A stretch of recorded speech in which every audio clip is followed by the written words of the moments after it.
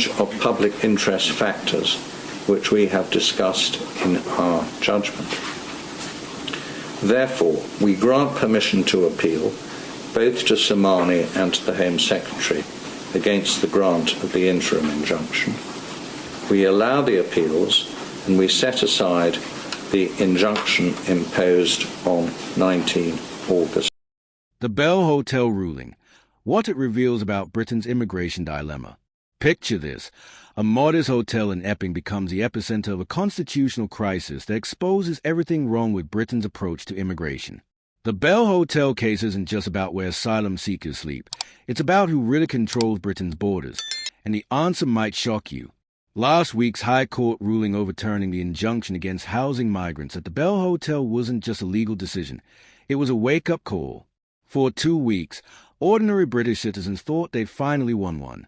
A local council had successfully argued that dumping hundreds of asylum seekers into their community without consultation was unreasonable.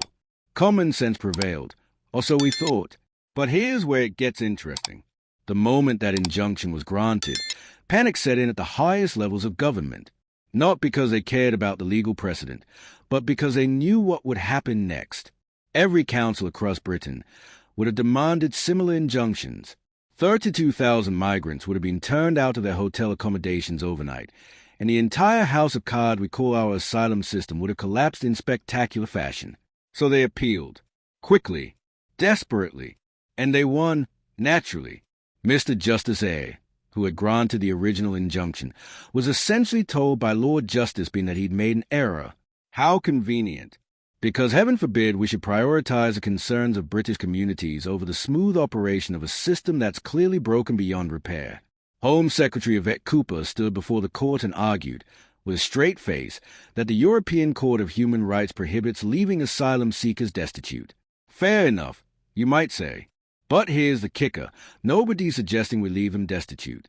We're questioning why they must be housed in hotels that many working British families could never afford, when purpose-built accommodation would be far more cost-effective and appropriate.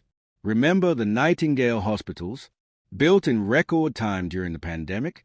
If this government had half the urgency about solving the migration crisis that they had about COVID, we could have proper processing centers and accommodation facilities that don't burden local communities. But that would require admitting the scale of the problem, wouldn't it?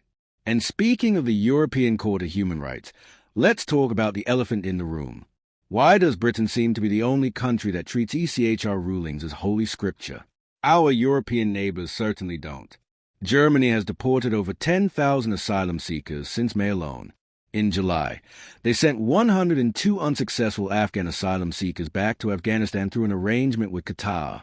France regularly pushes migrants back across the Channel. Italy turns boats around. But Britain? We wring our hands and cite human rights obligations. Here's what's truly extraordinary. 2 former Labour Home Secretaries, David Blunkett and Jack Straw, have publicly told Starmer that we need to reconsider our relationship with the ECHR. These aren't right-wing firebrands. These are Labour stalwarts who understand that unlimited immigration isn't sustainable or popular. Straw has explicitly stated that ECHR decisions are advisory, not mandatory. We need only take account of them, not implement them wholesale. So why don't we? Why does a government that claims to represent the British people consistently prioritize the preferences of European judges over concerns of their own constituents? The Attorney General, Lord Hermer, provides part of the answer. He has stated publicly that he will always comply with European court decisions. Always. No exceptions. No consideration of British interests. No weighing of costs and benefits. Just automatic compliance. This is the man advising the government on legal matters. Remember, Hermer's background is illuminating. A human rights barrister who once argued that immigration controls are inherently discriminatory. A man who's compared criticism of the ECHR to 1930s authoritarianism.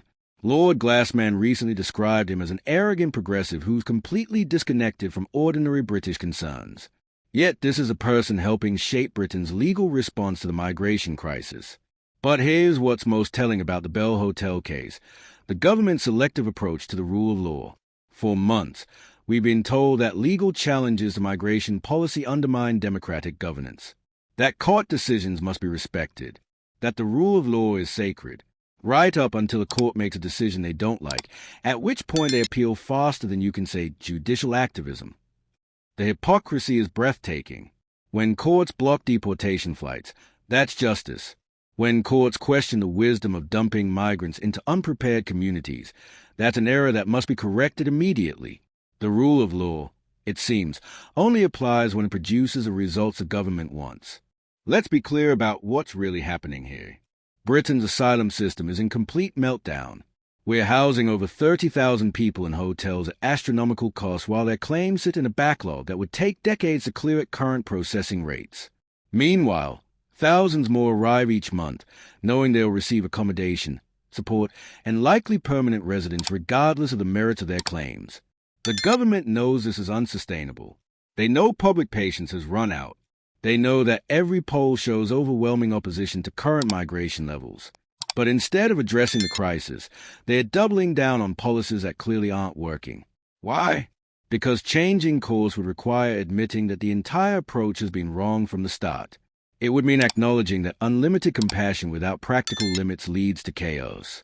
It would require standing up to international bodies that seem more concerned with theoretical rights than practical consequences. The Bell Hotel ruling exposes a fundamental dishonesty at the heart of Britain's migration debate. We're told this is about human rights and international obligations, but it's really about a political class that's lost the courage to govern in Britain's interests. We're told the law ties the government's hands, but other countries manage to enforce their borders while remaining within the same legal frameworks. The truth is simpler and more uncomfortable than anyone wants to admit. The current system continues because those in power prefer the status quo, regardless of its effects on British communities. They'd rather manage the crisis than solve it, because solving it would require difficult decisions and uncomfortable conversations. But here's what they've forgotten. Democracy isn't just about winning elections. It's about governing with the consent of the people. And that consent is rapidly evaporating. The Bell Hotel case was a glimpse of what happens when ordinary citizens believe they might actually have a voice in how their communities are changed. The speed with which that hope was crushed tells you everything you need to know about where power really lies in modern Britain. The question now is whether British democracy can survive a political class that's forgotten who they're supposed to serve. Because if the Bell Hotel case proves anything, it's that the gap between what the people want and what the government delivers has never been wider. This isn't the end of this story. It's just a beginning. And if you want to understand how this constitutional crisis unfolds, how Britain navigates the tension between sovereignty and international law, and whether democracy can reassert itself against an unresponsive establishment, then you know where to find the analysis that matters. Subscribe to UK Connors, because the next chapter of this saga is going to be unmissable.